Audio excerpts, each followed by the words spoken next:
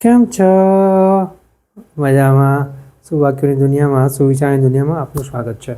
મારા મિત્રો એવું કહેવાય છે કે વિશ્વ શાંતિ, વર્લ્ડ પીસ એક એવી ઉપલબ્ધિ છે કે જેના માટે આપણે બધાએ ભેગા થઈને સાથે રહીને કામ કરવું પડશે, પોતાનો ફાળો આપવો પડશે.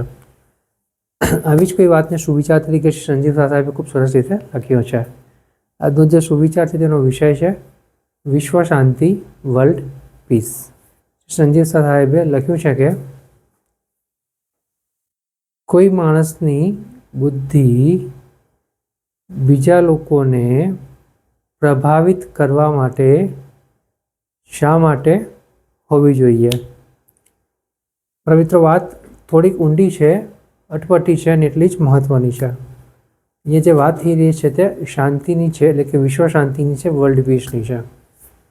વિશ્વ શાંતિ ત્યારે જ બની શકે છે કે જ્યારે વ્યક્તિમાં બાંધછોડ કરવાની ભાવના હોય. આનાથી વધારે જો આપણે સમજવાનો પ્રયાસ કરીએ તો વિશ્વ શાંતિ એક એવી શાંતિ છે જેના માટે આપણે બધા ભેગા થઈને કામ કરવું પડશે, પોતપોતાનો ફાળો આપવો પડશે. વિશ્વ શાંતિ કોઈ એક વ્યક્તિથી શક્ય નથી, પરંતુ વ્યક્તિઓ ભેગી થાય, સમુદાય બનીને સમુદાય આગળ જતાં કામ કરે તો વિશ્વ શાંતિ જરૂર શક્ય બને છે. આની પૂર્વ શરત એક જ છે કે જો આપણી પાસે કોઈ જ્ઞાન છે, કોઈ બુદ્ધિ છે, તો તેનો ઉપયોગ આપણે લોકોને દબાવવા માટે નહીં, લોકોને નીચે દેખાડવા માટે નહીં, પણ લોકોના વિકાસ માટે કરીએ તો સારા અને સાચા અર્થમાં વિશ્વ શાંતિનો પ્રયાસ કર્યો ગણાશે. અને જે વ્યક્તિ વિશ્વ શાંતિ માટે વિચારે છે, કામ કરે છે, તેનો વિશ્વ શાંતિની સાથે સાથે કામ કરતાં કરતાં પોતાનો પણ એટલો જ વિકાસ થાય છે, અથવા એનાથી પણ વધારે વિકાસ થાય છે.